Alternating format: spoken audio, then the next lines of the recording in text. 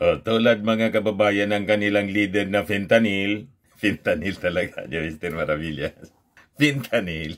Nag-pray rally din yung mga minions ni Kibs doon po sa Liwasang Bonifacio sa Manila, demanding justice sa ating gobyerno para kay Pastor Kibs at tinihiling ang resignation ni Risa Ontiveros.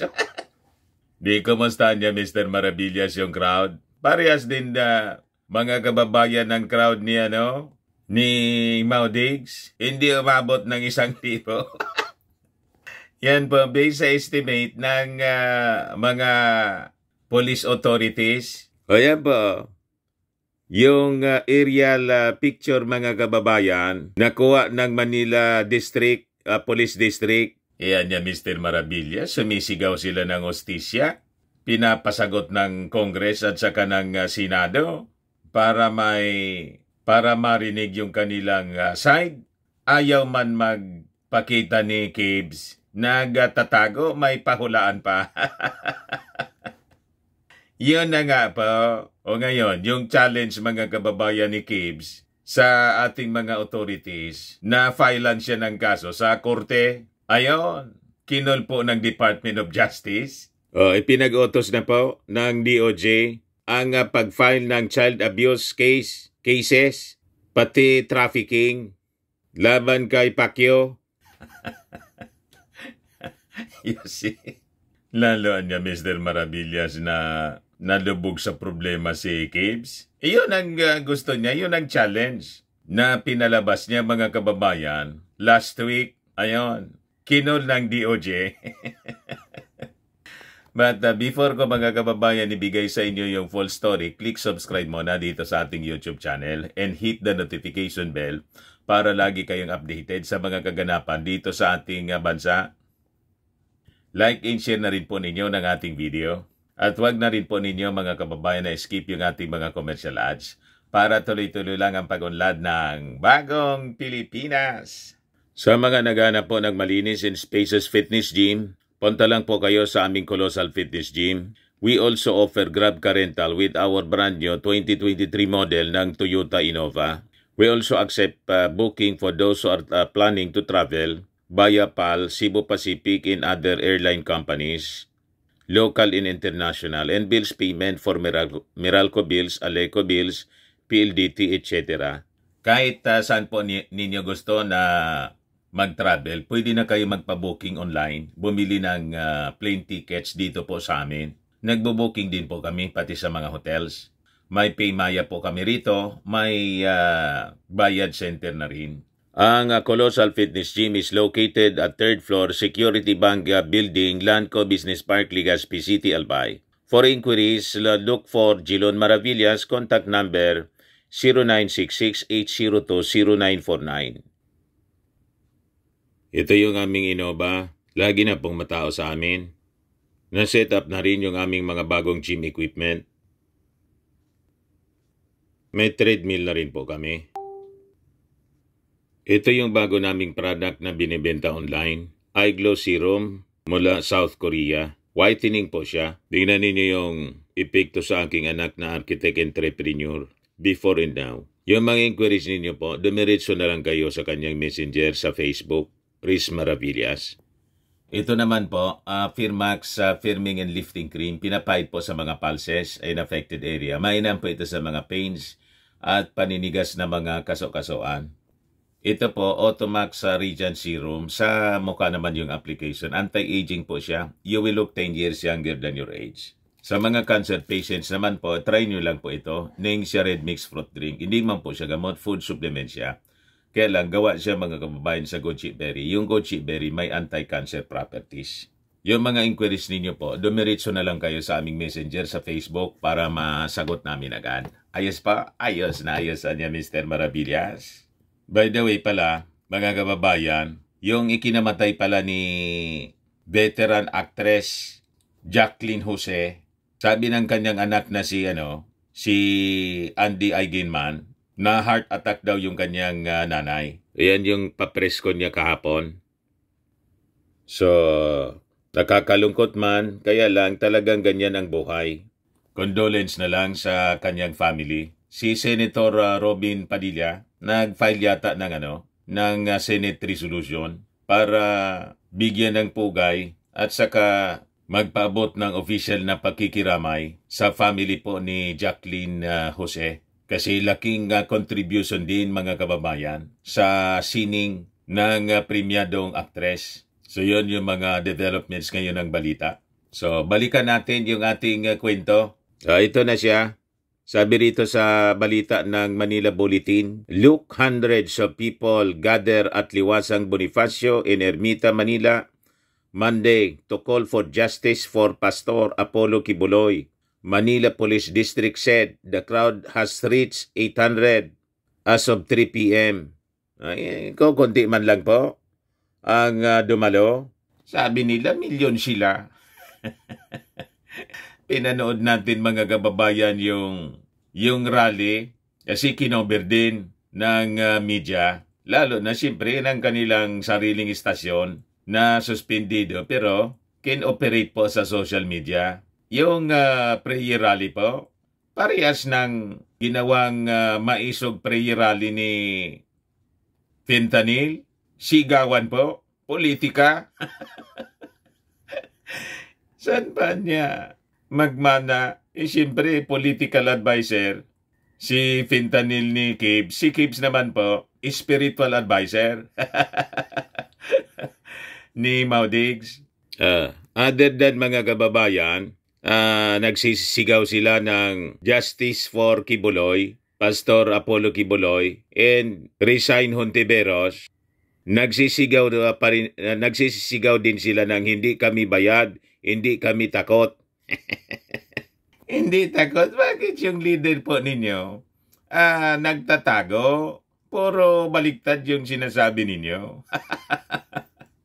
Hindi bayad, hindi takot daw. Pakinggan natin mga kababayan yung sinisigaw nila.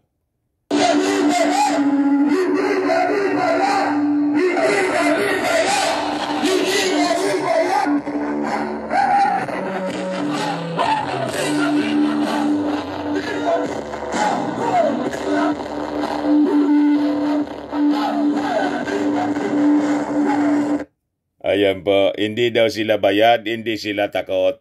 Justice for Kids. Magkakaustisya kayo. Kumbaga, ina-accuse ninyo yung ating gobyerno ng inostisya. Ang challenge ng ating Pangulong Bongbong Marcos, kasi di ba, binanat-banatan niya ang ating Pangulong Bongbong Marcos, wala mang kinalaman sa kanyang kinasadlakan kasi yung kaso niya, mga kababayan, nasa Amerika. Tapos, nagpaimbestiga yung Senado. Ang nangunguna sa investigasyon, anti-Marcos, si Risa Hontiveros. Ba't ninyo dinadamay ang ating Pangulong Bongbong Marcos? Wala man dyan kinalaman. Tapos, inaccuse ninyong aswang. Nagkikipagsabuatan pa sa Amerika daw para daw siya ibigay, isurrender na sa Amerika. Sa challenge ng ating Pangulong Bongbong Marcos, harapin mo na lang niya. Sagutin mo niya, paliwanag mo yung sarili mo. Di pagkatapos yan, di tapos na. Both sa Congress, House of Representatives, sa issue ng SMNI, pati sa Senado. Kasi inaakusa siya ng kanyang mga former members na mga kababaihan na may pala sila, late evening duties. Nagpapamasahe daw si Pastor Kibbs pagabi. Gamit itong mga mga dati niyang mga member. Ayun, alam na ninyo kung ano yung nangyari. Ikwininto po doon sa Senate investigation ni Risa. Hindi nga ako nakikinig ng dire-diretso kasi parang nanonood ka lang ng Triple X na Betamax.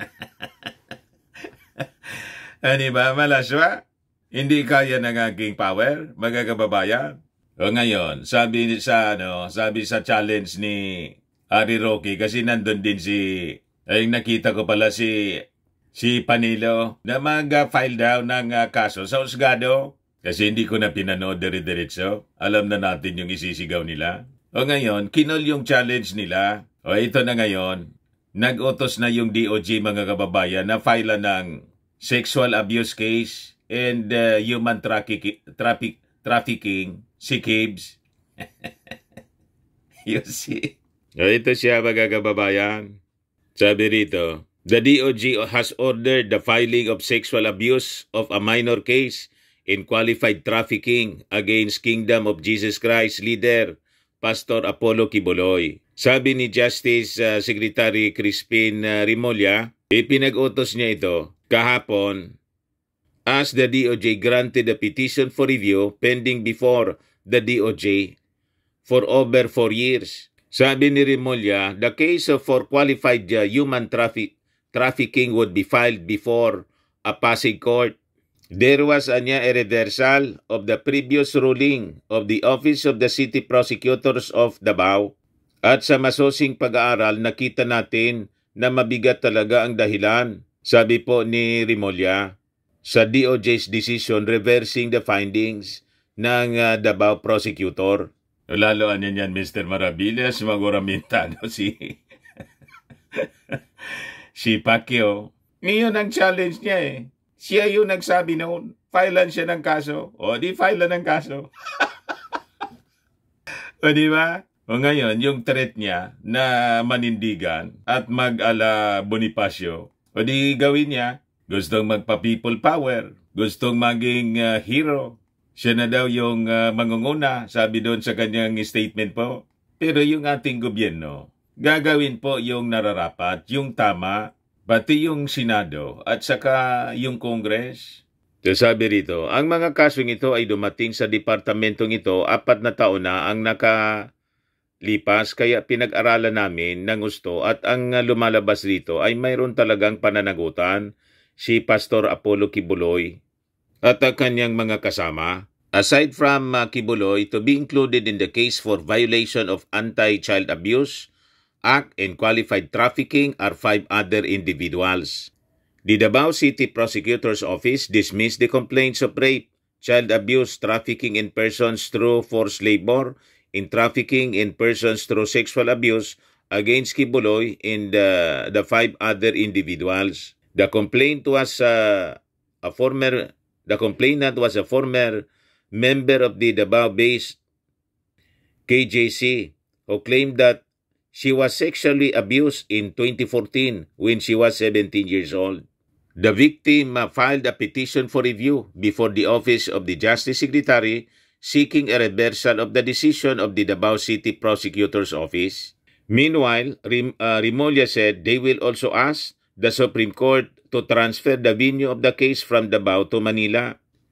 Pipirman ko ang sulat sa Korte Suprema pag na-file na ang kaso na ilipat sa Maynila ang kaso ng rape in relation to Republic Act 7610. So tama po, siyempre si Pacquiao, malakas yung impluensya doon sa Davao. Other than malakas ang impluensya, may special power. Napa-stop yung napa-stop yung lindol, sabi niya, stop! Tingnan natin kung mapapa-stop mga kababayan ang paglipat ng kasong ito sa Manila. Kung pati yung Supreme Court kaya niyang pa-stopin. Remulla explained that they wanted the case transferred due to threats and intimidation in Davao. So yan mga kababayan, abangan natin ang susunod na mga kabanata dito po sa kaso na kakaharapin sa husgado na po ni Pastor Kibs. Ayan man lang po mga kababayan. Ako po si Dante Maravillas. Bye-bye. God bless.